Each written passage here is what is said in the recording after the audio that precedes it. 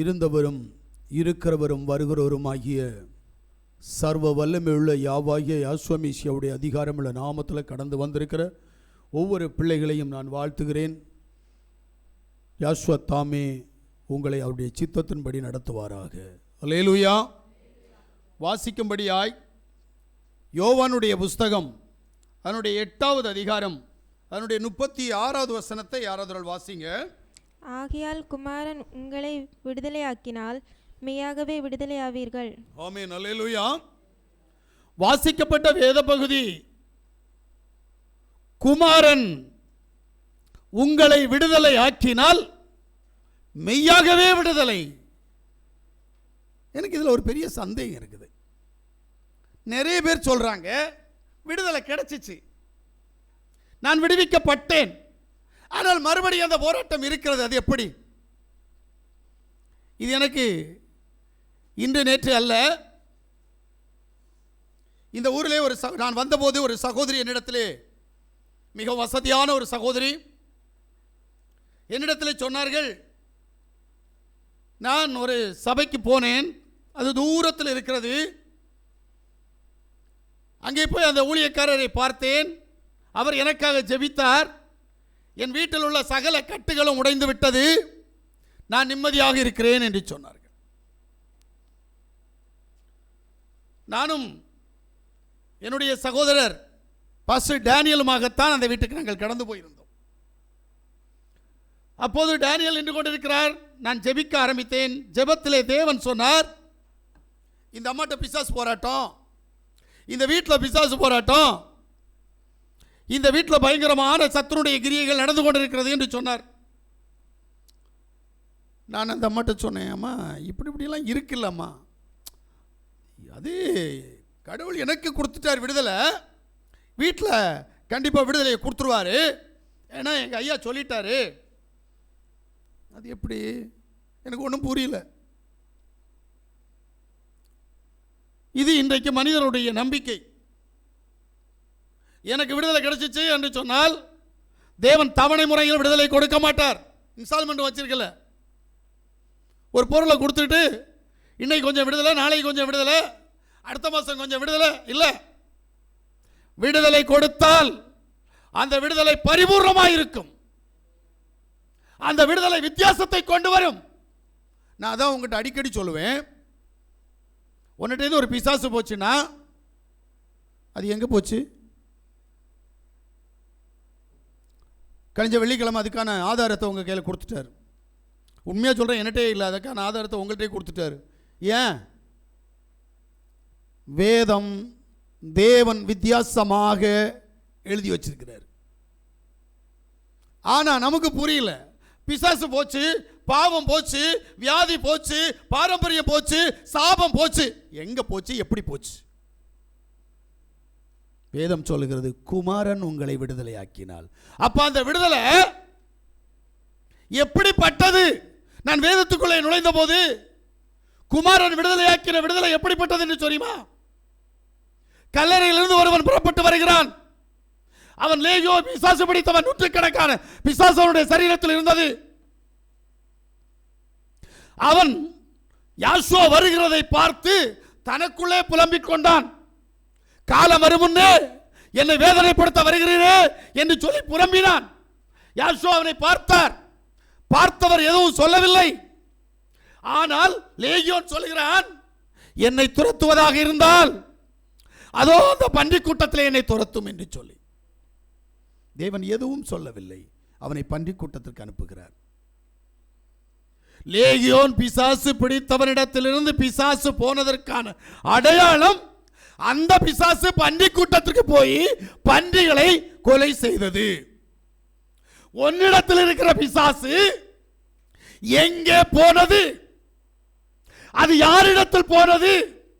வேத புஸ்தகம் சொல்லுகிறது, உன்னிடத்தில் இருக்கிற பாவம், உன்னிடத்தில் இருக்கிற பாரம்பரியம், உன்னிடத்தில் இருக்கிற பிசாசு, உன்னிடத்தில் இருக்கிற இக்கட்டு, உன்னிடத்தில் இருக்கிற பிரச்சனை எதுவா இருந்தாலும் அது இளைத்து போன மிருகத்திடத்திற்கு கடந்து போக வேண்டும்.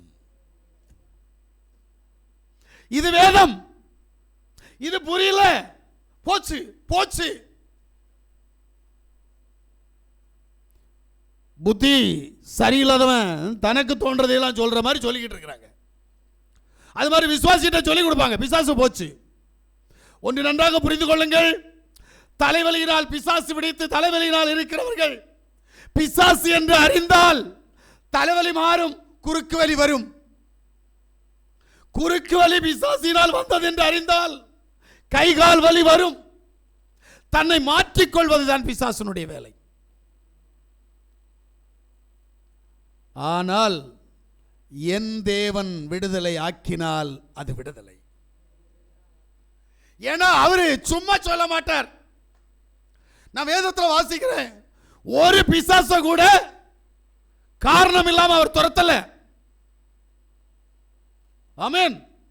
நான் வேதத்தை முழுசும் வாசித்து முடிச்சிட்டேன். ஆனா இன்றைக்கு இருக்கிற ஊழியக்காரர்கள், இன்றைக்கு இருக்கிற மூப்பர்கள், இன்றைக்கு இருக்கிற விசுவாசிகள் எதை நம்பி பிசாசு போச்சு என்று சொல்லுகிறார்கள் என்று எனக்கு தெரியவில்லை. ஒரு சாபக்கட்டு எப்படி போகிறது, ஒரு பாரம்பரிய கட்டு எப்படி போகும்? கிரியை இல்லாம எதுவுமே போகாது. எல்லாவற்றுக்கும் ஒரு கிரியை வேண்டும். நான் வேதத்தில் வாசிக்கிறேன், விடுவிக்கிற தேவனுடைய வல்லமை மனிதருக்குள் அது எப்படி கடந்து வருகிறது என்று சொன்னால், ரோமருடைய புஸ்தகம் 8வது அதிகாரம் 2வது வசனத்தை வாசிங்க. மேசியா யாசுவாவினாலே ஜீவனுடைய ஆவியின் பிரமாணம் என்னை பாவம் மரணம் என்பவைகளின் பிரமாணத்தினின்று விடுதலையாக்கிற்றே. பிரைஸ் யாசுவா. யாசுவா மேசியாவுடைய கிரியை, இவர்தான் குமாரன். என்ன செய்து பாவம் மரணத்திலிருந்து விடுதலை தருகிறது. நான் ஒரு கேள்வி கேட்கிறேன், பாவம் இல்லாத மனிதன் இருக்கிறானா? மரணம் இல்லாத மனிதன் இருக்கிறானா? யார் அந்த மரணத்தை ஜெயித்தவன்? அப்படியானால் நீ நம்புகிற கடவுள் உண்மையா என்று நான் கேட்பேன். கொடுத்திருக்கிற வாக்குத்தத்தம் உண்மை, இருக்கிற வேதம் உண்மை, கிரியை மட்டும் இல்லை என்று சொன்னால் அது என்ன தேவன்? வேதம் சொல்லுகிறது, மேசியாவினால் நீ அவருடைய பிள்ளையாய் அவருடைய சொந்த ஜனமாய் இருந்தால், அவர் உன்னை விடுவித்தால், நீ பாவத்தில் இருந்தும் பாவத்தின் சம்பளமாகிய மரணத்தில் இருந்தும் விடுவிக்கப்பட்டிருப்பாய். அல்லேலூயா, அல்லேலூயா. ரோமர் 6:22 வாசிங்களேன். இப்பொழுது நீங்கள் நம்மட்ட ஒரு காரியம் இல்லை, அதனால விடுதலை ஆகல. இதுதான் உண்மை. வாசிங்க. இப்பொழுது நீங்கள் பாவத்தினின்று விடுதலையாக்கப்பட்டு ஆமென் தேவனுக்கு அடிமைகளானதினால் பரிசுத்தமாகுதல் உங்களுக்கு கிடைக்கும் பலன் முடிவோ நித்திய ஜீவன். ஆமென். அப்ப ஏன் இல்ல கிடைக்கல? பாவத்திலிருந்து விடுதலை இல்ல, மரணத்திலிருந்து விடுதலை இல்ல. என்ன காரணம்? நீ இன்னும் நீ ஆராதிக்கிற தேவனுக்கு அடிமையா இல்ல. இதான் உண்மை. யாருக்கு அடிமையா இருக்கிற? பிசாசுக்கு அடிமையா இருக்கிற, பொண்டாட்டிக்கு அடிமையா இருப்ப, புருஷனுக்கு அடிமையா இருக்க, அம்மாவுக்கு அடிமையா இருப்ப, அப்பாவுக்கு அடிமையா இருக்க, அண்ணன் தம்பிக்கு அடிமையா இருக்க, ஏதோ நாசியல் சுவாசம் உள்ள ஒரு மனுஷனுக்கும் இப்பிரபஞ்சத்தின் அதிபதிக்கும் அடிமையாக இருக்கிறே தவிர நீ ஆராதிக்கிற தேவனுக்கு நீ அடிமை இல்லை. ஆனபடியினால் பாவத்தை ஜெயிக்க முடியவில்லை, பாவத்தின் சம்பளமாகிய மரணத்தையும் உன்னால் ஜெயிக்க முடியவில்லை. பிரைஸ் யாசுவா. இப்ப சொல்லாத நான் யாசுவா மேசியாவுடைய பிள்ளை அப்படின்று. ஏனென்றால் நீ ஒரு ஏமாற்றுக்காரன். அவருடைய நாமத்தை தரித்திருந்தால், அவருடைய பிள்ளை என்று சொன்னால், அவருடைய ஜனம் என்று சொன்னால் அவருக்கு அடிமையாக இருப்பாய். உன் சுய விருப்பத்தின்படி வாழ முடியாது ஒரு அடிமைக்கு. எனக்கு தோன்றுவதையெல்லாம் செய்ய முடியாது ஒரு அடிமைக்கு. ஏனென்றால் நான் என்னுடைய பிறப்பின் விகிதத்திலிருந்து இப்பிரபஞ்சத்தின் அதிபதிக்கு அடிமையாக இருந்தேன். ஆனபடியினால் பாவம் செய்தேன், ஆனபடியினால் அக்கிரமம் செய்தேன், ஆனபடியினால் என் மனதுக்கு தோன்றியது எல்லாம் சத்துருடைய கிரியைகளாய் நான் நடப்பித்து காண்பித்தேன் என்று என்னை யாசுவா முழு இருதயத்தோடு, முழு ஆத்மாவோடு, முழு மனதோடு அவர் என்னை ஏற்றுக்கொள்ளுகிறாரோ அன்று நான் முழுவதும் அவருக்கு அடிமையாகப்பட வேண்டும். நான் அடிமையானால் என் சுயம் வேலை செய்யக்கூடாது. இது வேதத்தின் ஆழம். அப்புறம் எப்படி நீ சுயமா யோசிக்கிற? அப்ப நீ பிசாசிகமாக தானே, பிசாசிகமாக தானே நான் கேட்டா என்ன குறை சொல்லுவீங்க? இது வேதம் கேட்கிற கேள்வி. எப்படி நீ உன்னுடைய சுய விருப்பத்தின்படி வாழலாம்?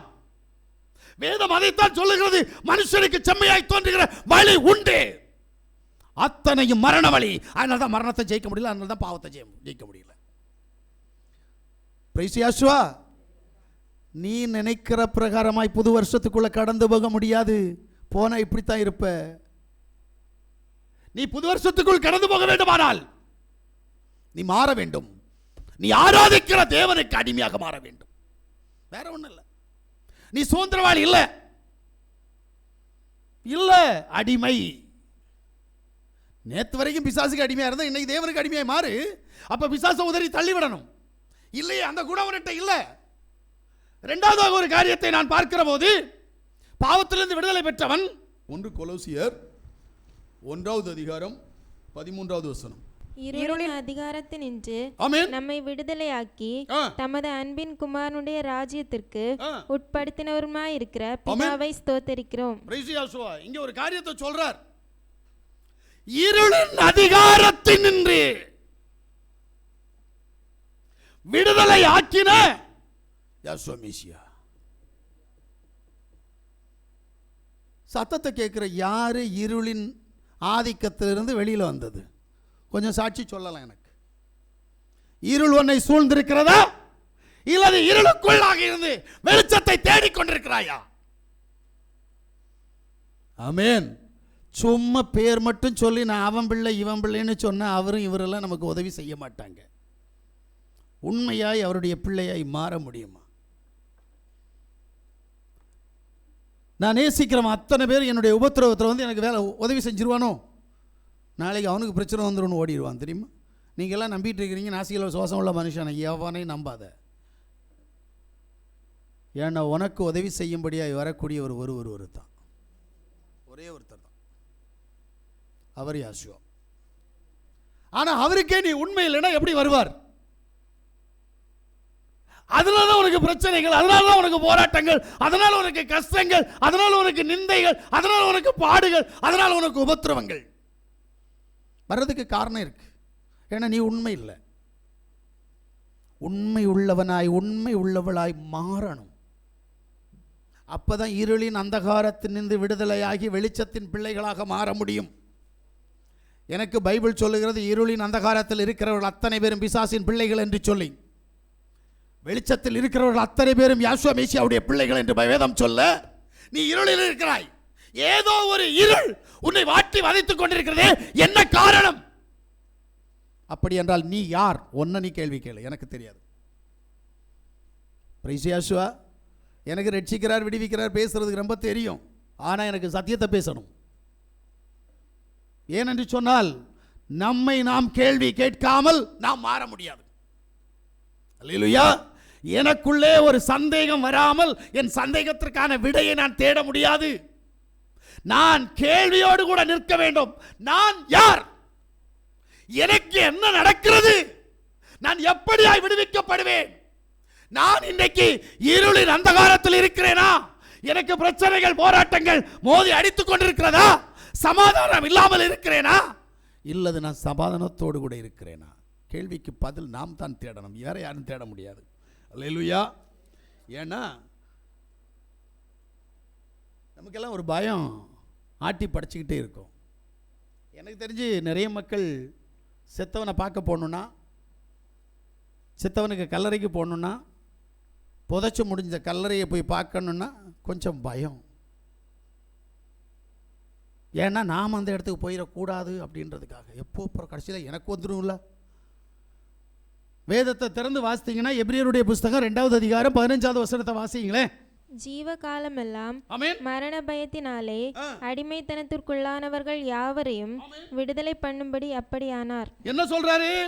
ஜீவகாலமெல்லாம் மரண பயத்தில் இருக்கிறவர்களை, எப்படி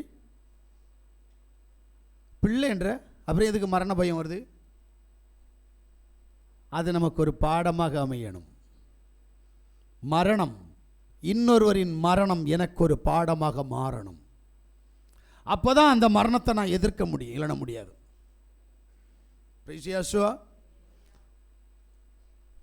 கழிஞ்ச நாளில் நிறைய பேர் சொன்னாங்க, அப்போது அந்த மரணத்தை பார்த்தனா அதுக்கு அப்படி இப்படி நடந்துச்சா, நான் என்னையவே ஒப்பு கொடுத்துட்டேன்.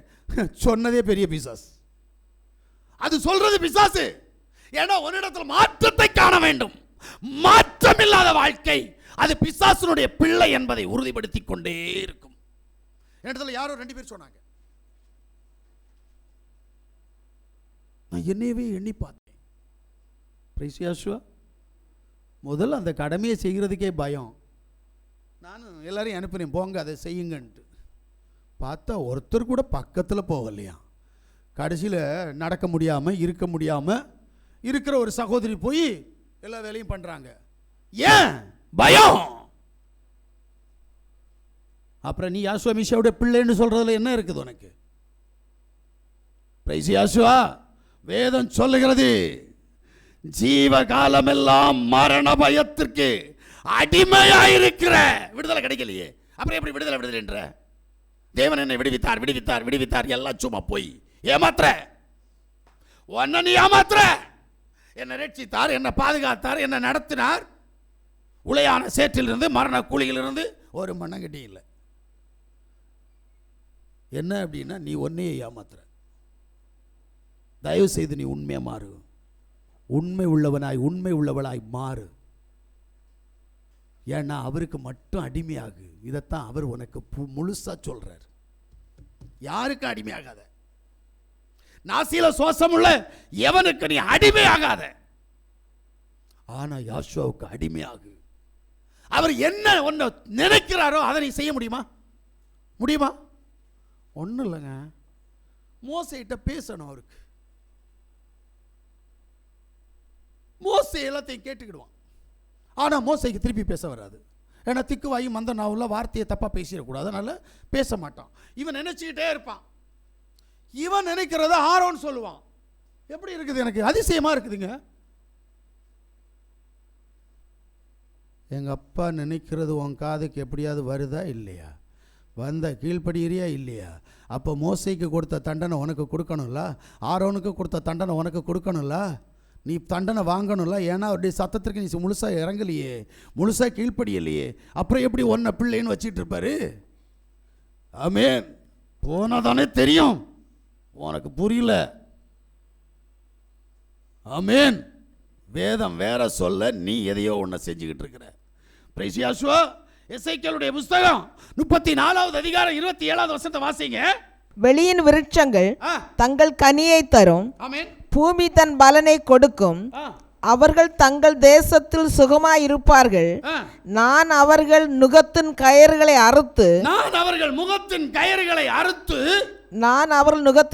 அறுத்து அவர்களை அடிமை கொண்டவர்களின் கைக்கு அவர்களை நீங்களாக்கி விடுவிக்கும் போது. நல்லா கேட்டுக்கிடுங்க. உனக்கு அடிமைத்தனம் உன்னை விட்டு அகலும் போது நான் யா என்று அறிந்து கொள்வார்கள். புரிஞ்சிச்சா? இங்க அறியவே முடியலையே. ஏன்? நீ அடிமைத்தனத்தில் இருக்கிற. நீ இன்னும் மாற மாட்டேங்கிற. எல்லா நாளும் உனக்கு சாதகமா இருக்காது. திடீரென்று ஆபத்து கடந்து வரும், திடீரென்று பிரச்சனை கடந்து வரும், நீ காணாம போயிடுவ. அப்ப நான் சொல்றது இதுதான். நான் காணாம போயிட்டேன்னா என்னை நம்பி இருக்கிறவங்களுடைய நிலை என்ன? நான் இதை யோசிக்கிறதே இல்லை. நான் என்னை பற்றி மட்டும்தான் யோசிக்கிறேன். அப்படின்னா நீ கல்யாணம் கட்டக்கூடாது, அப்படின்னா நீ குழந்தை பெற்றெடுக்கக்கூடாது, அப்படின்னா உறவு முறையை வச்சுக்கக்கூடாது. ரிஷியாசுவா. ஏன்னா என்னை நம்பி ஒரு கூட்டம் இருக்கும். அந்த கூட்டத்துக்கு நான் தான் காவலாளி, அந்த குடும்பத்திற்கு நான் காவலாளி. அந்த குடும்பத்தை நான் காப்பாற்ற வேண்டுமானால் நான் முதலில் என் தேவனுக்கு அடிமையாக்கப்பட வேண்டும்.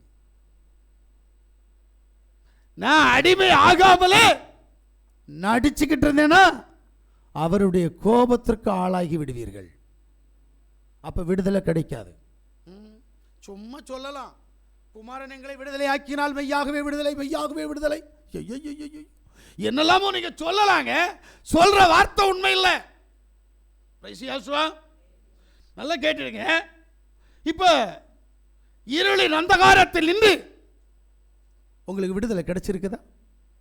இருள் என்கின்ற பிரச்சனை, இருள் என்கின்ற போராட்டம், இருள் என்கின்ற கஷ்டம், இருள் என்கின்ற கடன் தொல்லை, இருள் என்கின்ற பாவம், இருள் என்கின்ற போராட்டம், அதிலிருந்து உனக்கு விடுதலை கிடைத்திருக்கிறதா? சத்தியத்தை அறி, சத்தியம் உன்னை விடுதலையாக்கும். அடிமைத்தனத்திற்குள்ளாக நீ போகாமல். ஏன்னா இன்னைக்கு நீ பிசாசுக்கு அடிமையா இருக்காத, இப்பிரபஞ்சத்திற்கு அடிமையா இருக்காத. இந்த பிரபஞ்சத்தில் உள்ள ஆசை இச்சைகளுக்கு அடிமையாக இருந்தால் நீ பிசாசுடைய பிள்ளை. அப்ப நீ என்ன செய்யணும்? அங்கிருந்து விடுபட்டு தேவனுக்கு பிள்ளையாக மாறு. தேவன் ஒன்று அதைத்தான் விரும்புகிறார். அல்லேலூயா. நான் இப்பிரபஞ்சத்தின் மேல் ஆசை வைக்க மாட்டேன். நான் என் தேவனுக்கு பிரியமாய் வாழப்போகிறேன். அவர் என்னிடத்தில் என்ன நினைக்கிறாரோ, அவர் என்னை குறித்து என்ன திட்டம் வைத்திருக்கிறாரோ அந்த திட்டத்துக்குள்ளாக நான் கடந்து போவேன். இந்த உறுதியான முடிவு உன்கிட்ட இல்லை அப்படின்னா நீ ஒரு நாள் காணாமல் போயிடுவ. இதான் உண்மை. அதனால தான் சொல்றாரு பாருங்க, சங்கீதங்களுடைய புஸ்தகம் 50வது அதிகாரம் 15வது வசனத்தை வாசித்தீங்கன்னா, ஆபத்து காலத்தில் என்னை நோக்கி கூப்பிடு, நான் உன்னை விடுவிப்பேன், நீ என்னை மகிமைப்படுத்துவாய். இங்க ஒரு விடுதலை இருக்குது. ஆனா இந்த விடுதலையை கொடுக்க மாட்டார். இதுதான் நம்ம எல்லாருமே ஈஸியா படிச்சு வச்சிருக்கிற விடுதலை. ஆனா இந்த விடுதலை அவர் கொடுக்கவே மாட்டார். ஏன்? ஆபத்து காலத்தில் வந்த உடனே அவர் உனக்கு பின்னாடி வருவாரான்னு கேட்டா வரமாட்டாரே. அப்ப நீ இருக்கிற போது என்ன செய்யற? உனக்கு நல்ல ஜீவனை தந்து, திடகாத்திரத்தை தந்து, கைகாலை தந்து, உன்னை பராமரித்து நடத்துகிற நீ என்ன பண்ற? அந்த நேரம் உன் மாம்ச இச்சைகளுக்கு இடம் கொடுத்து பாவத்தை செஞ்சு பாவ கிரியைகளுக்குள் அடிமையாகி மனம் போன போக்கில் வாழ்கிற நீ, உனக்கு ஆபத்து வந்த தேவன் வரமாட்டார். ஆபத்து உனக்கு மேல வரும். இதுக்கு தான் அவர் சொல்றாரு, எப்படி இந்த சந்தர்ப்பத்தில் எப்போ தேவன் உனக்கு வரணும் அப்படின்னு நீ நினைக்கிறியோ அப்போவே நீ என்ன செய்யணும் அப்படின்னா 14வது வசனத்தை முழுசா நீ என்ன செய்யணும்? கீழ்ப்படியணும். வாசிங்க. நீ தேவனுக்கு ஸ்தோத்திர பலியிட்டு உன்னதமானோருக்கு உன் பொருத்தனைகளை செலுத்தி ஆபத்து காலத்தில் என்ன நோக்கி கூப்பிடு, நான் உன்னை விடுவிப்பேன், நீ என்னை மகிமைப்படுத்துவாய். இந்த பெந்தகோஸ்தகாரன் சொல்ற மாதிரி நிச்சயமாகவே நான் உன்னை ஆசீர்வதிப்பேன் சொன்ன உடனே உனக்கு ஆசீர்வாதம் வெள்ளத்திலும் வண்டியிலையும் வரு அல்லது ட்ரெயினில் ஏறி வருதா? வராது. சும்மா சொன்ன உடனே கொடுக்கறதுக்கு அவர் உனக்கு வேலைக்காரன் இல்லை, நீ அவருக்கு தூசுக்கு சமம். ஒன்னால அவருக்கு ஒரு காரியம் நடக்கணும்னு உனக்கு நினைச்ச காரியம் உன்னை கொண்டு அவர் என்ன நினைக்கிறாரோ அதை நீ செய்யலைன்னா இன்னொருத்தனை செய்வார். ஆனால் நீ காணாமல் போயிடுவ, அழிஞ்சிருவ. ஏன்னா நான் அந்த அனுபவத்தை பார்த்தவன். எனக்கு கிடைச்ச வருமானம், எனக்கு கிடைச்ச பேர் புகழ் அத்தனையிலும் கொடி கட்டி பறந்துக்கிட்டு இருந்தேன். அப்படி இருந்த என்ன தேவன் அழைச்சார், அழைப்புக்கு வரல. 3 தடவை அடிச்ச அடி மரண அடி. பெருமையாக இன்னைக்கு பேசிட்டு இருக்கிறேன். போட்டிருக்கிற ஒரு ட்ரெஸ் கூட இல்லாமல் வித்தவுட் பாடியா நான் தேவனை அறிஞ்சவன். தெரியுமா உங்களுக்கு? அந்த நிலைக்குள்ள ஆக்கி நான் என்கின்ற கௌரவத்தை எல்லாம் அடிச்சு உடைச்சு என்ன தேவ சமூகத்தில் கொண்டு வந்தார். வந்த பிறகு நிற்க முடியல, 3 தடவை ஓடி போனேன். மறுபடியும் அடித்து கொண்டு வந்து இன்னைக்கு நிற்க வச்சு அவருடைய வார்த்தையை என் கையில் கொடுத்துருக்கிறாருன்னா என் விருப்பத்தில் நிற்க முடியாது. அவருடைய சித்தம் எனக்குள்ள வந்ததுனால நான் நின்றுட்டு இருக்கிறேன். அதனால தான் சொல்கிறார், நிற்கிற எவனும் விழுந்து விடாதபடி எச்சரிக்கையாயிரு. நம்ம அழைச்சிருக்கிறாரு, நாம் அவருடைய வேலையை செய்யலை, அப்புறம் எப்படி எச்சரிக்கையாக இருக்கிறது? அதனால தான் எச்சரிப்பு சத்தத்திற்கு கூட ஒரு நாள் கீழ்ப்படிய முடியல. அழைச்ச அழைப்பில் இல்லையே. நீ ஜெபிக்க சொன்னால் ஜெபிக்கிறியா? உபவாசிக்க சொன்னால் உபவாசிக்கிறியா? வேத வசனத்தை தியானிக்க சொன்னால் தியானிக்கிறியா?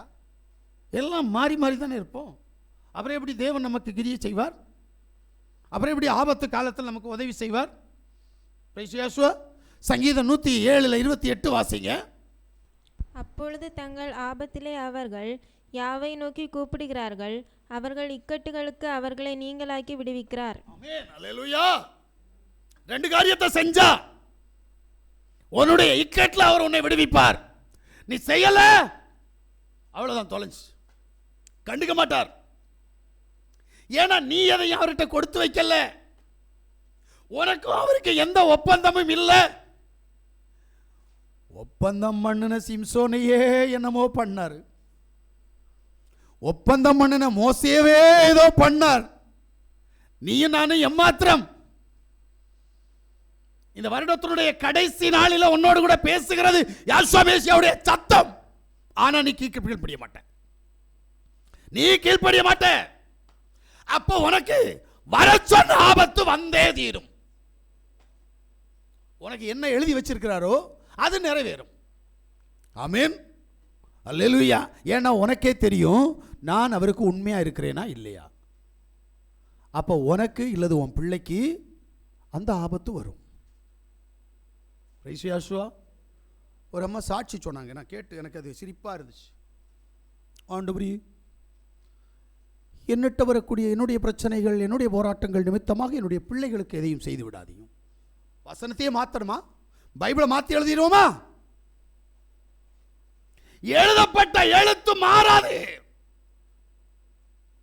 அப்ப அதை நினைச்சு திருந்தணும். என் கற்பத்தின் கனிக்கு வரக்கூடிய ஆபத்து வரக்கூடாது என்பதற்காக நான் திருந்தினால் என் கற்பத்தின் கனிக்கு சாபம், பாவம், பாரம்பரியம், என்னுடைய துர்க்குணங்கள் எதுவுமே என் பிள்ளைகளிடத்தில் வராது. ஆமென். இது வேதம். எனக்காக தேவன் வேதத்தை மாற்றுவாரான்னு கேட்டால் இல்லை, வேத சட்டங்களை மாற்றுவாரா என்று கேட்டால் இல்லை. தயவு செய்து புரிந்து கொள்ளுங்கள், நான் வேதத்தோடு ஒத்து போகணுமே தவிர வேதம் ஒரு நாளும் என்னோடு கூட ஒத்து வராது. எனக்காக மாற்றப்பட்டதல்ல வேதம், வேதத்திற்காக நான் மாறணும். ஆமென். என்ன அல்லேலூயாவே காணோம்.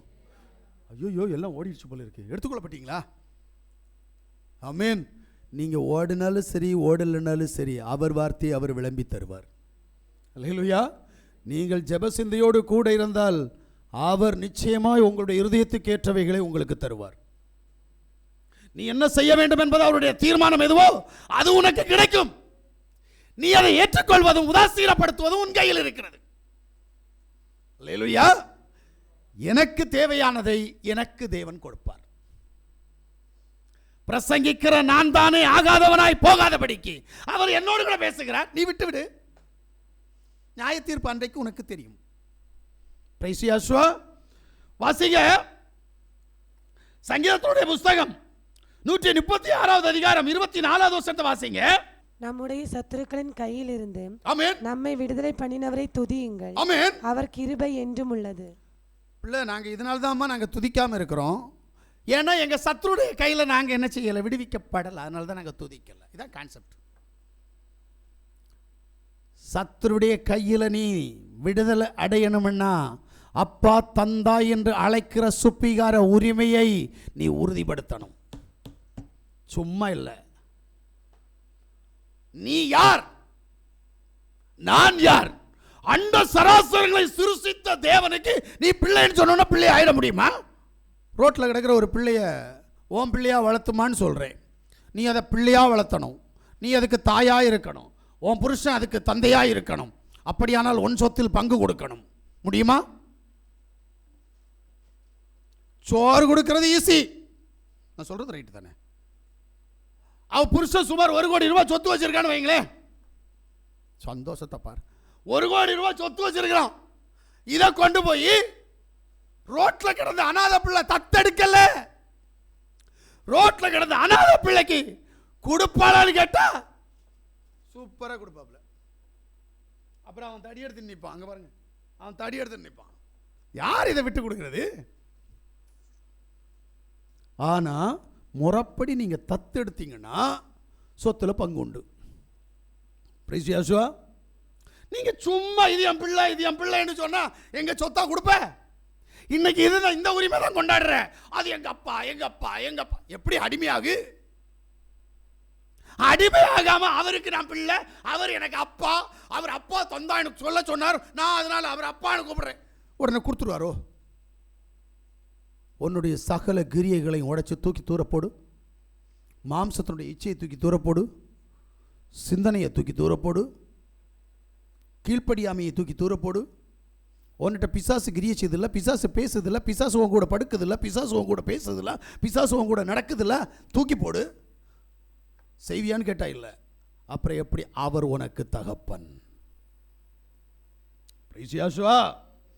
சத்துருவின் கையில் நம்மை விடுதலை ஆக்கினவரை துதியுங்கள் என்று சொல்றார்.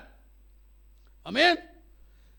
2 சாமுவேலுடைய புஸ்தகம் 22வது அதிகாரம் 49வது வசனத்தை வாசிக்கிற போது, அவரே என் சத்துருக்களுக்கு என்னை விலக்கி விடுவிக்கிறவர், ஆமென், எனக்கு விரோதமாய் எழும்புகிறவர்கள் மேல் என்னை உயர்த்தி, ஆமென், கொடுமையான மனுஷனுக்கு என்னை தப்புவிக்கிறீர்.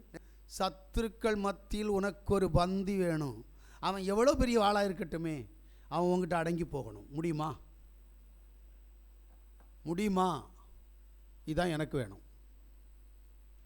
அவன் யாரா வேணாலும் இருக்கட்டும், நான் எங்க அப்பா பிள்ளை, யாசோபேசியாவுடைய பிள்ளை. அடையாளம் என்ன தெரியுமா?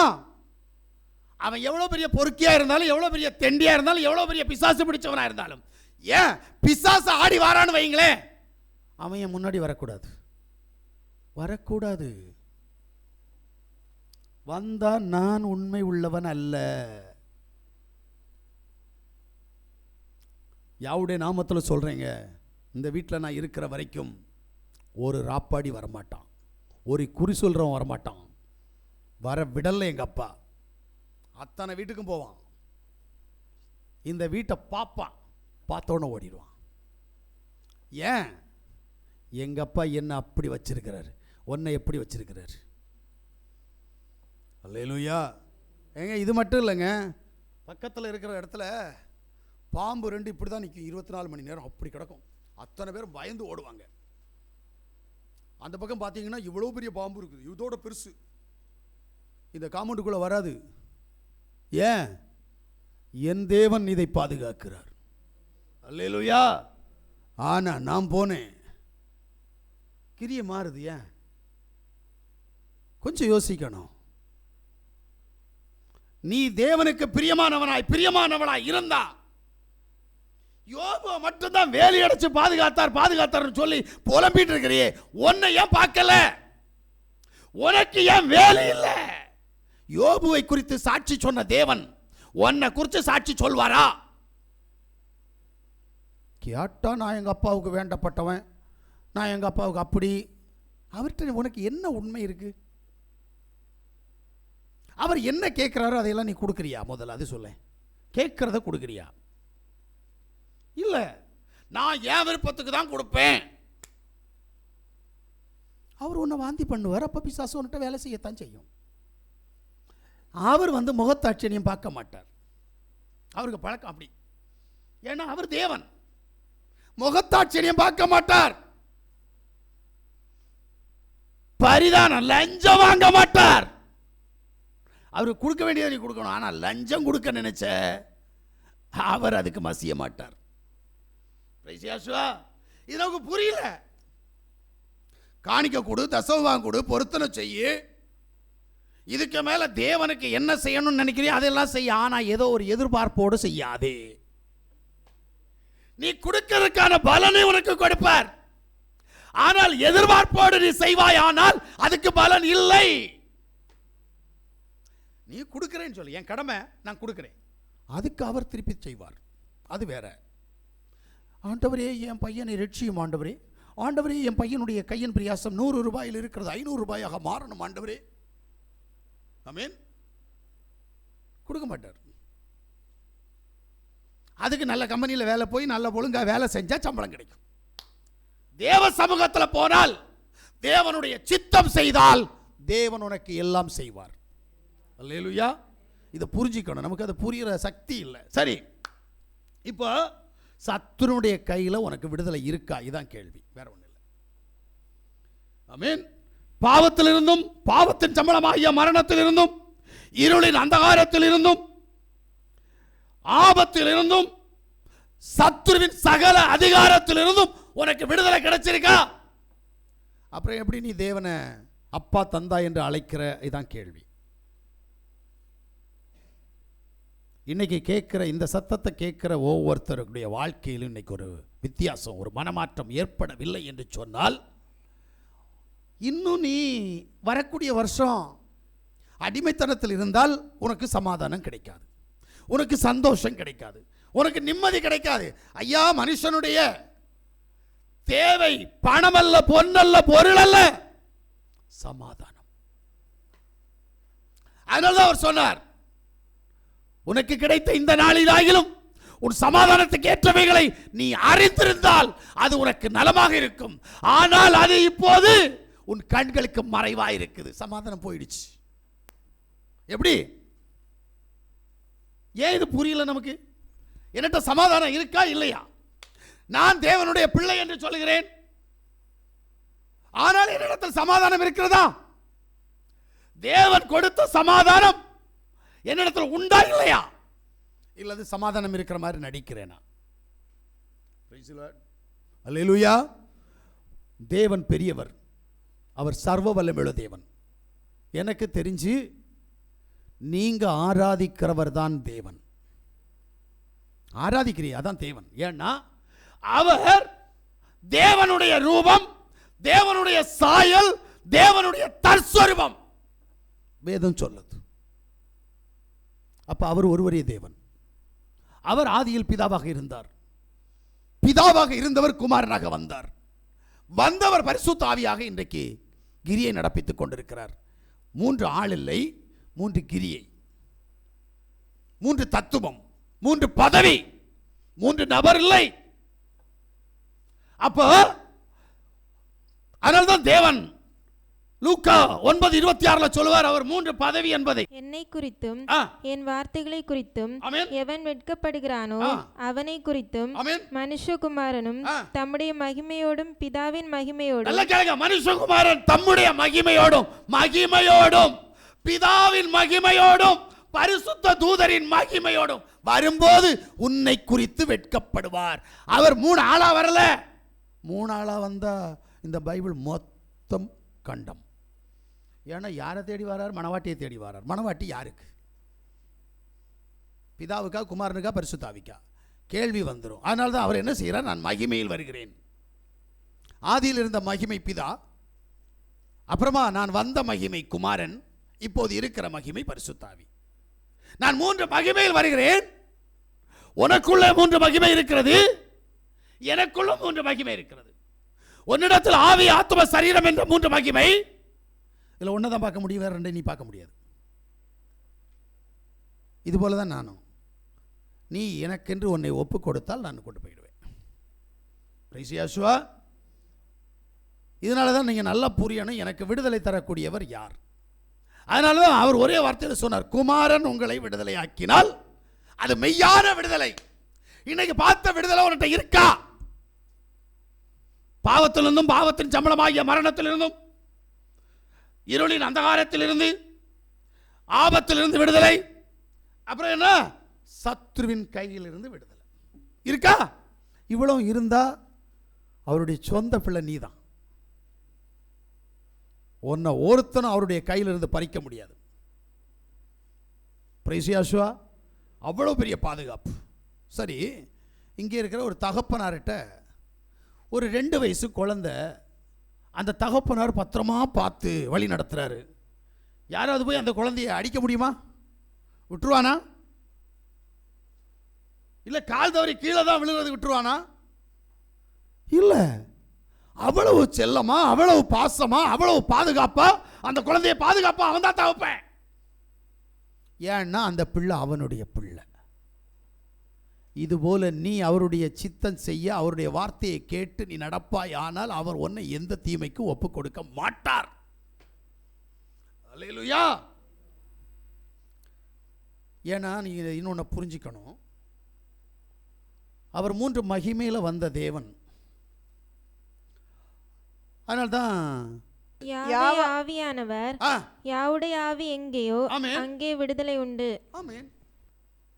இப்ப சர்வ வல்லமையுள்ள தேவன், மாம்சத்தில் வெளிப்பட்ட அந்த தேவன் ஆவியா இருக்கிறார். ஏன் உனக்கு விடுதலை இல்லை? பிரைசியாசுவா, உன் பிள்ளை கேட்கறத, சண்டை போட்டு கேட்கறத நீ கொடுக்குற, பாசத்தோடு கேட்டா நீ கொடுக்குற. அப்ப ஏன் உங்க அப்பா தரமாட்டேங்கிறாரு? முக்கியமா நீ புரிஞ்சுக்கணும், நான் நினைக்கிறது எனக்கு நடக்கலை அப்படின்னா நான் அவருக்கு உண்மை இல்லை. அவர் எனக்கு உரிமை இல்லை, நான் அவருக்கு உண்மை இல்லை. இந்த 2ஐயும் புரியணும். நான் அவருக்கு உண்மையாக இருக்கிற வரைக்கும் அவர் எனக்கு உரிமையாக இருப்பார். நான் அவருக்கு உண்மை இல்லை என்று சொன்னால் அவர் எனக்கு உரிமை இல்லை. புரிஞ்சுக்குங்க. இப்போ உனக்கு அவர் யாரா இருக்கிறார் இப்போ புரி. அல்லேலூயா. இப்போ புரிஞ்சாதான் அடுத்த ஸ்டெப்புக்கு நீ போக முடியும். ஏன்னா ஏன் உன்னை விடுவிக்கணும்? இந்த கேள்விக்கு நீ பதில் கேட்டேன்னா நீ அவருக்கு யாரு அப்படின்றத நீ முதல்ல என்ன செய்யணும்? உறுதிப்படுத்தணும். சங்கீதங்களுடைய புஸ்தகம் 109வது அதிகாரம் 21வது வசனத்தை வாசிக்கிற போது ஒரு தத்துவத்தை உனக்கு சொல்லி தருவார். நீ இப்படி ஆகு, நான் இப்படி செய்கிறேன் அப்படின்னு. ஆண்டவராகிய யாவே, ஆமென். நீர் உமது நாமத்தை நிமித்தம் என்னை ஆதரித்து உமது கிருபை நலமானதினால் என்னை விடுவித்தருளும். ஆமென். அல்லேலூயா. இங்க புரியணும். முதல்ல என்ன சொல்றார் அப்படின்னா, ஆண்டவராகிய யாவே உம்முடைய நாமத்து நிமித்தம் என்னை ஆதரித்து உம்முடைய கிருபை நிமித்தம் என்னை விடுவியும். அப்ப இங்க ரெண்டு காரியம் இருக்கணும். நீ விடுதலையை சுதந்திரமாக்கி கொள்ள வேண்டுமானால் உன்னிடத்தில் ரெண்டு காரியம் இருக்கணும். ஒன்று அவருடைய நாமம், ரெண்டு அவருடைய கிருபை. இப்போ நாமத்தில் இங்கே உலகத்தில் குழப்பம். இஸ்ரவேல்ன்ற குழப்பம் இல்லை. ஆனால் புறஜாதி மக்கள் எத்தனை பேர் அவரை தேடி அவருடைய வேதத்தை தேடி போனாங்களோ அத்தனை பேர்ட்டையும் குழப்பம். ஏன்னா முதல் தமிழில் மொழிபெயர்க்கப்பட்டது வேதம். அந்த வேதத்தில் பேரையும் சேர்த்து மொழிபெயர்க்கிறதுக்கு ஆசைப்பட்டாங்க. பேர் மொழிபெயர்க்க கூடாது, பெயர் சொல் ஒரு நாளும் மாறாது. பேரையும் சேர்த்து மொழிபெயர்த்தாங்க. அதனால தமிழ்லையே ஏகப்பட்ட பேர் இருக்குது. தம்புரான், பராபரன், சர்வேஸ்வரன், சேசு, ஜேசு, இன்னைக்கு இயேசு அப்படின்னு இருக்குல்ல. இதெல்லாம் ஏன் மாறிச்சு? கடவுளுக்குடைய பேரை ஏன் மாத்தி இருக்கிற? கேள்விக்கு பதில் இல்லை. இதுதான் பிசாசுனுடைய தந்திரம். மனுஷர்களுடைய உபதேசங்களை என்ன செய்யறாங்க? போதிக்க ஆரம்பிச்சிட்டாங்க. தேவ கற்பனையை போதிக்கிறதுக்கு இடம் வரல. மனுஷனுடைய கற்பனையை போதித்து, கடவுள் யார் தெரியுமா? அவர் முதல்ல சொன்னான் பராபரன். பராபரனுடைய நாமத்தில் பைபிள் இருந்துச்சு. பராபர நாமத்தில் பிசாசு விரட்டினான். பராபர நாமத்தில் அற்புத அடையாளங்கள் நடந்துச்சு. தம்புரான் என்ற பெயர்ல பைபிள் இருந்துச்சு. தம்புரான் என்ற பெயர்ல அற்புத அடையாளங்கள் நடந்துச்சு. சர்வேஸ்வரன் என்ற பெயர்ல இன்னைக்கு வரைக்கும் அந்த பெயர் இருக்கு. அந்த பெயர்ல அற்புத அடையாளங்கள் நடந்தது. பைபிள் இருந்துச்சு. கேட்டா எங்க கையில கொடுக்கப்பட்ட பைபிள்ல இயேசுன்னு இருக்கு, அதனால நாங்க இயேசுவை நம்புறோம். அட பிசாசு பிடிச்சவனே, இது மனுஷன் எழுதி வச்சிருக்கிறான். பிரிண்டிங் மிஷின்ல கொடுத்தான், ஒரு பைபிள் வந்துச்சு. வேதத்தை நீ எங்க தேடி பார்க்கணும்? மோசேயினுடைய கையில் கொடுக்கப்பட்ட அந்த இஸ்ரவேலருடைய வேதத்தை தேடி பார்க்கணும். அங்க என்ன இருக்குது? எபிரேயத்தில் அவருடைய பேர் என்ன? அப்போஸ்தலனாகிய பவுலிட்ட போய் கேட்கணும், பேதுருட்ட போய் கேட்கணும், யோவான்ட்ட போய் கேட்கணும். இப்போ உடனே சொல்லுவாரு, நீர் யோவான் யோவான் சொல்றீரு, பேதுரு பேதுருன்னு சொல்றீரு, இதெல்லாம் தமிழ் பேர் இல்லையா? வா சொல்லி தரேன், அது வேற கதை. சரியா? ஏன்னா தேவையில்லாத, ரட்சிப்புக்கு தேவையில்லாத காரியங்களை யோசிக்கிறது நமக்கு இல்லாடி. ஆனா வேதத்துக்கின்படி ரட்சிப்புக்குரிய காரியங்கள் நம்ம போக மாட்டோம். அப்ப நீ சத்தியத்தை அறியறதுக்கு நீ தயாரா இருக்கிறியான்னு கேட்கிறேன். அதனால தான் கேட்கிறேன், உனக்கு விடுதலை வேணும்னா என்ன செய்யணும்? அவருடைய நாமத்தை உறுதியா பற்றி கொள்ளணும். தமிழ்ல 7 பேர் மாறி போயிடுச்சு. இங்கிலீஷ்ல ஒரு பேர் மாறி போய் இப்ப 2வது பேர் இருக்குது. ஆனா எபிரேயத்தில் போனீங்கன்னா ஒரே பேர் அன்னையிலேருந்து இன்னைக்கு வரைக்கும். யார்கிட்ட போய் கேட்கணும் அப்படின்னா மெசியானிக் கூட்டத்திட்ட போய் கேட்கணும். எப்பா யூதர்களுடைய வேதத்தில் என்னப்பா சொல்லி இருக்குது, எபிரேய பைபிளில் என்னப்பா சொல்லி இருக்கு அப்படின்னு மெசியானிக் கூட்டத்தில் போய் கேட்டால் அவன் சொல்லி தருவான். அதை வேற இந்தியாவில் இருக்கிறவன் போய் கேட்டால் சொல்லித்தர முடியாது. ஏன்னா இவன் புள்ளி வச்ச எபிரேயத்தை வச்சுட்டு இருப்பான், அவன் புள்ளி இல்லாத எபிரேயத்தை வச்சுட்டு இருப்பான். யோசிக்கணும். அப்போ சர்வ வல்லமையுள்ள தேவன் எனக்கு உதவி செய்ய வேண்டுமானால் நான் அவருடைய நாமத்தில் மட்டுமில்ல, அவருடைய கிருபையும் எனக்கு வேண்டும். அல்லேலூயா. ஏன்னா சங்கீதங்களுடைய புஸ்தகம் 115:1 வாசித்தோம் என்றால், எங்களுக்கு அல்ல யாவாவே, எங்களுக்கு அல்ல, உமது கிருபையின் நிமித்தமும் உமது சத்தியத்தின் நிமித்தமும் உம்முடைய நாமத்திற்கே மகிமை வர பண்ணும். பிரைஸ் யாசுவா. வேற எதுலையும் கிடைக்காது. நாமமும் கிருபையும் ஒன்றாக உனக்கு இணைந்தால், அப்ப நாமம் சரியா தெரியணும். நான் கடவுள் என்று ஆராதிக்கிற இந்த பெயர் எத்தனை வருஷமாக இந்த பூமியில் இருக்கிறது, இது அறிகிற அறிவு ரொம்ப முக்கியம். எனக்கு தெரிஞ்ச இயேசு என்ற பெயர் வந்து 100 வருஷம் கூட ஆகல. ஜீசஸ் என்ற பெயர் வந்து 400 வருஷம் தான் ஆகுது. அப்ப அதுக்கு முன்னாடி என்ன பெயர் ஏன் யோசிக்க மாட்டேங்கிறான்னு எனக்கு தெரியல. இரண்டாவது ஒரு காரியத்தை சொல்றாரு. தானியேலின் புஸ்தகம் 3வது அதிகாரம் 28வது வசனத்துக்கு வாங்க. அப்பொழுது நேபுகாத்நேச்சர் வசனித்து, சாத்ராக், மேசாக், ஆபேத்நேகோ என்பவர்களுடைய தேவனுக்கு ஸ்தோத்திரம், அவர்கள் தங்களுடைய தேவனை தவிர வேறொரு தேவனையும் சேவித்து பணியாமல் அவரையே நம்பி ராஜாவின் கட்டளைகளை தள்ளி தங்கள் சரீரங்களை ஒப்பு கொடுத்ததினால் அவர் தமது தூதனை அனுப்பி தம்முடைய தாசரை விடுவித்தார். அல்லேலூயா. வேதம் என்ன சொல்லுது அப்படின்னா, கண்டதையெல்லாம் உனக்கு கண்ணுக்கு பிரியமானதெல்லாம் கடவுளா நம்ம நினைக்க கூடாது. உடனே நம்ம ஆளுகள் சொல்லுவாங்க, நாங்கள் யாசுவா மேசியாவை தான் கடவுளாக வச்சிருக்கிறோம். பொய்னா பொய். ஏன்னா நீ எதுக்கு முக்கியத்துவம் கொடுக்குறியோ அதுதான் உனக்கு கடவுள். நீ எதை நேசிக்கிறியோ அதுதான் உனக்கு கடவுள். பிரைஸ் யாசுவா. அல்லேலூயா. ஒரு புருஷனுக்கு பொண்டாட்டி கீழ்ப்படிஞ்சு அடிமையா இருக்கிறான்னு வைங்களேன், புருஷன் தான் அவளுக்கு கடவுள். ஒரு பொண்டாட்டிய புருஷன் மதிச்சு அவளுக்கு கீழ்ப்படிஞ்சு அடக்கி இருக்கிறான்னு வைங்களேன், அவ தான் இவனுக்கு கடவுள். ஒரு பிள்ளைய நேசிச்சு பிள்ளை என்ன செஞ்சாலும் தப்பில்லை, ஐயோ பிள்ளை செய்யறதெல்லாம் தப்பு கிடையாது, பிள்ளை எனக்கு மேலானது அப்படின்னு என்னைக்கு தோணுதோ அன்னைக்கு பிள்ளை தான் உனக்கு கடவுள். இதுக்கு மேலதான் கல், மண், மரம், செடி, கொடி எல்லாம். எனக்கு தெரிஞ்சு உண்மை சொல்கிறேன், பெத்த பிள்ளையோடவும் கட்டின பொண்டாட்டியோடவும் கட்டின புருஷனோடவும் இன்றைக்கி கடவுள் ஒன்று உருவாகி இருக்குது தெரியுமா? நாய். சில குடும்பங்களில் நாய் கடவுளாக இருக்கு.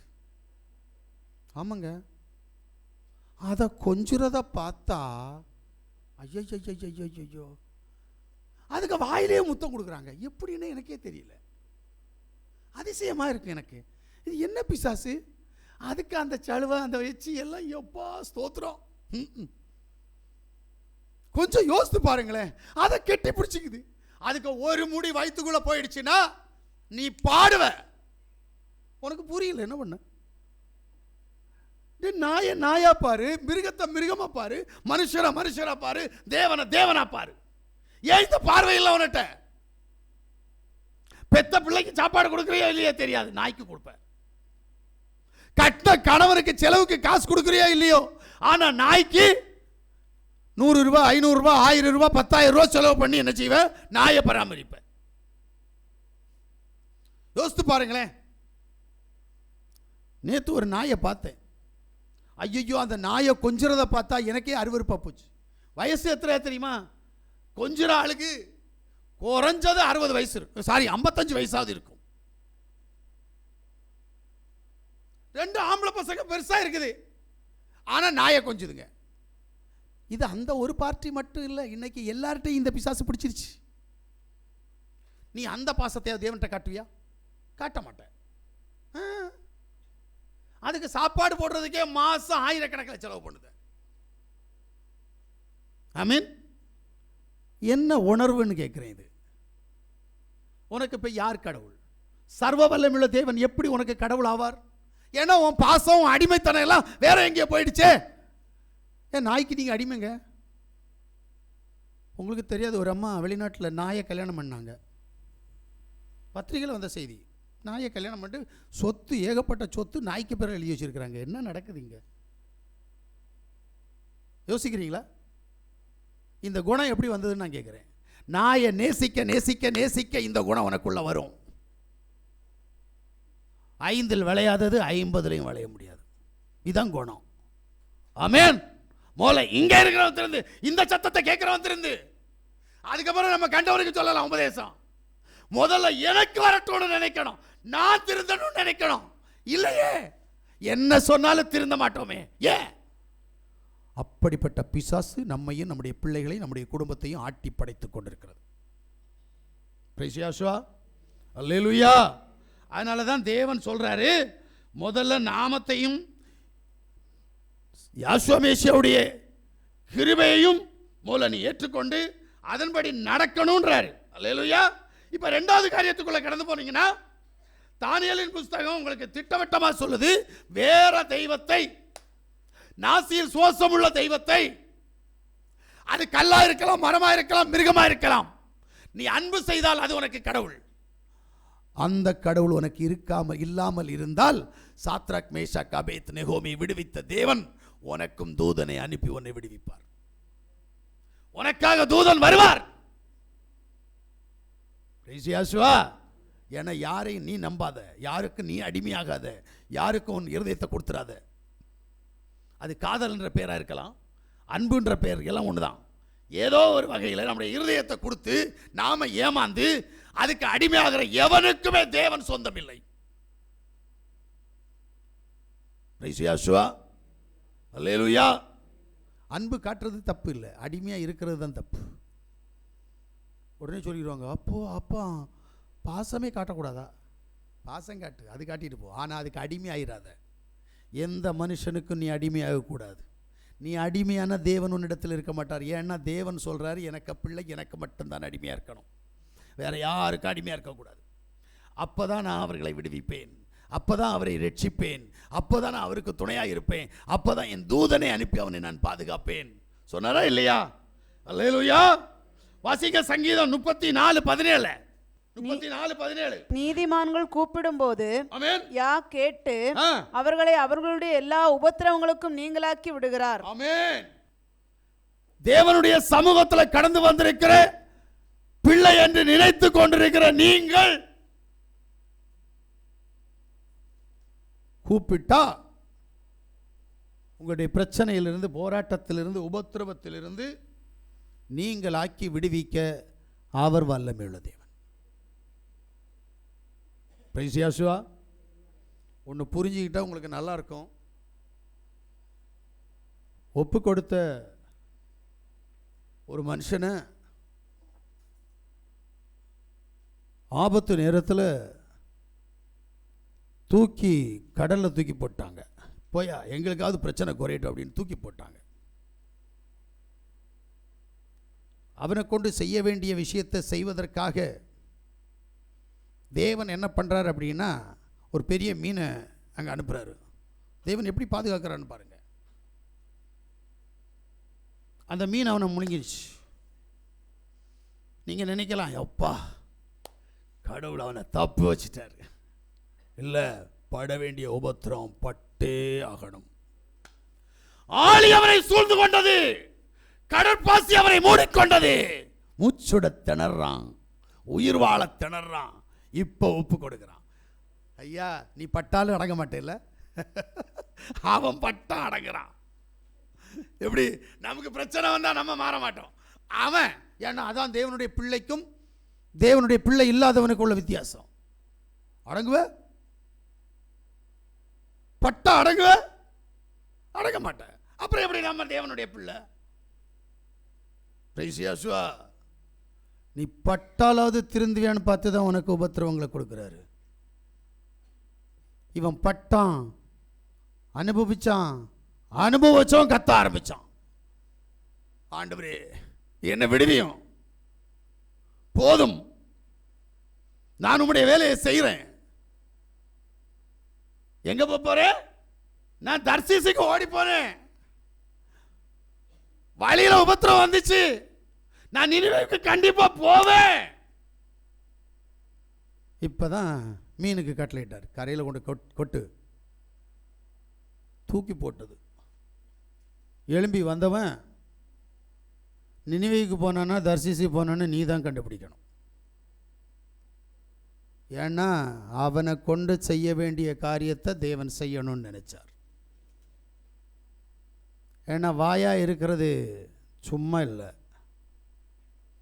உன்னை நான் இம்மட்டும் காத்திருக்கிறேன்ல, அப்போ என் வேலையை செய்யினார். அல்லேலூயா. இதுக்கு அவர் எப்படிப்பட்டவனை தேடுகிறார்? முடிச்சிடுறேன். யாருக்கு அவர் விடுதலை கொடுக்கணும். இது ஒரு கான்செப்ட். சும்மா எல்லாருக்கும் கொடுக்க மாட்டார். அல்லேலூயா.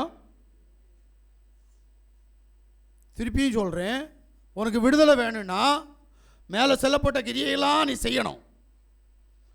செஞ்சா ஒன்று அவர் தேர்வு பண்ணுவார். செலக்ட் பண்ற விதம் இதுதான். எப்படி செலக்ட் பண்றாரு? இவன் என்னுடைய ஒரிஜினல் பிள்ளை. என்னதான் ஒலிவோ மரத்தை வெட்டி கீழே போட்டாலும், காட்டொலிவோ மரத்தை கொண்டு ஒட்டுனாலும், ஒலிவோ மர கிளையை இன்னும் விடாம பாதுகாக்கிறார். தெரியுமா உனக்கு? இடையில ஒரு குத்தி வச்சிருக்கிறாரு. டேய், காட்டொலிவோ மரம், நீ நினைக்காத நீ ஒலிவோ மரம் ஆயிட்டேன்னு நினைக்காத. நான் இன்னும் ஒலிவோ மரத்தோட கூட இருப்பேன். ஆனா நீ இன்னும் நான் தான் ஒலிவோ மரம்னு நினைச்சு பெருமை பாராட்டினா ஒன்றை நான் தரிச்சு கீழே போட்டுட்டு அவனை கொண்டு வந்து ஒட்ட வச்சிருவேன்னு சொன்னாரா இல்லையா? உனக்கு புரியலையா வசனம்? ஆமென். இது வேதத்தின் ஆழம். எனக்கு இது போதுன்ற எண்ணத்தோடு வாழாத, நான் இப்படித்தான் இருப்பேன் என்கின்ற எண்ணத்தோடு வாழாத. உன்னை தேவன் எப்படி வனைந்தெடுக்க விரும்புகிறாரோ அப்படியாய் நீ வனைய வேண்டும். குயவனுடைய கையில் மண்பாட்டம் எப்படி இருக்கிறதோ அதுபோல நீ மாறணும். மாறல உடச்சு தூக்கி தூர போட்டுருவாரு. சும்மா போட மாட்டாரு, வனஞ்ச மண்ணை தூக்கி போட மாட்டாரு, சுட்ட மண்ணா தூக்கி போடுவார். அப்பதான் உனக்கு உபயோகம் இல்லாத வெத்து பொருளா மாறிடுவேன். சங்கீதம் 22:4 வாசிங்க. எங்கள் பிதாக்கள் உம்மிடத்தில் நம்பிக்கை வைத்தார்கள், நம்பின அவர்களை நீர் விடுவித்தீர். நல்லா பாத்தீங்களா? இப்ப நம்பிக்கை வேணுமா? எது மேல சொன்னது அத்தனை நம்பு. அல்லேலூயா, அல்லேலூயா. நம்புவியா? வளர கஷ்டம். உமக்கு சொல்ல தெரிஞ்சது நீ சொல்லிட்டு போயிட்டு வரோம். நாங்க இப்படித்தான் இரு, எனக்கு என்ன நஷ்டம், எனக்கு என்ன கஷ்டம், அனுபவி. அதனால தேவ சமூகத்தில் முழு இருதயத்தோட, முழு ஆத்மாவோட, முழு மனதோட உன்னை ஒப்பு கொடுத்தேன்னா, கீழ்ப்படிஞ்சேன்னா அவர் உன்னை எடுத்து உபயோகப்படுத்த போகிறார். அல்லேலூயா, அல்லேலூயா. இப்போ நீங்க என்ன செய்யணும் அப்படின்னா, சங்கீதம் 39:8 படி, என் மீறுதல் எல்லாவற்றிலும் இருந்து என்னை விடுதலையாக்கும், ஆமென், மூடனுடைய நிந்தனைக்கு என்னை ஒப்புக்கூடாதையும். ஆமென், அல்லேலூயா. என் மீறுதல் எல்லாவற்றிலிருந்தும் என்னை விடுதலையாக்கும் என்று சொல்லி யாருடைய சமூகத்தில் நீ இன்னைக்கு கடந்து போகணும். சங்கீதம் 119:134 வாசிங்க. மனுஷர் செய்யும் இடுக்கத்துக்கு என்னை விலக்கி விடுவித்தருளும், அப்பொழுது நான் உம்முடைய கட்டளைகளை காத்துக்கொள்வேன். ஆமென். ஒப்புக்கொடு. அநேக இடுக்கண் எனக்கு வருது, எல்லா இடுக்கண்ணுக்கும் என்னை விலக்கி பாதுகாத்துக்கொள்ளும். சங்கீதம் 7:1 சொல்றார், என் தேவனாகிய யாவா, உம்மை நம்பி இருக்கிறேன், என்னை துன்பப்படுத்துகிறவர்கள் எல்லாருக்கும் என்னை விலக்கி ரட்சியும். ஆமென், அல்லேலூயா. தேவன் உண்மை உள்ளவர். நீ உண்மை உள்ளையா? உண்மை இருக்கா உன்ட்ட? அவர் உண்மை உள்ளவர் தான். சொல்லியும் செய்யாதிருப்பேனோ, வசனித்தும் நிறைவேறாமல் இருக்குமோ? அவர் பொய் சொல்ல மாட்டார். அவரே சொல்றார், நான் மனிதன் அல்ல பொய் சொல்ல, நீ தான் பொய் சொல்லுவ. திருந்த முடியுமா?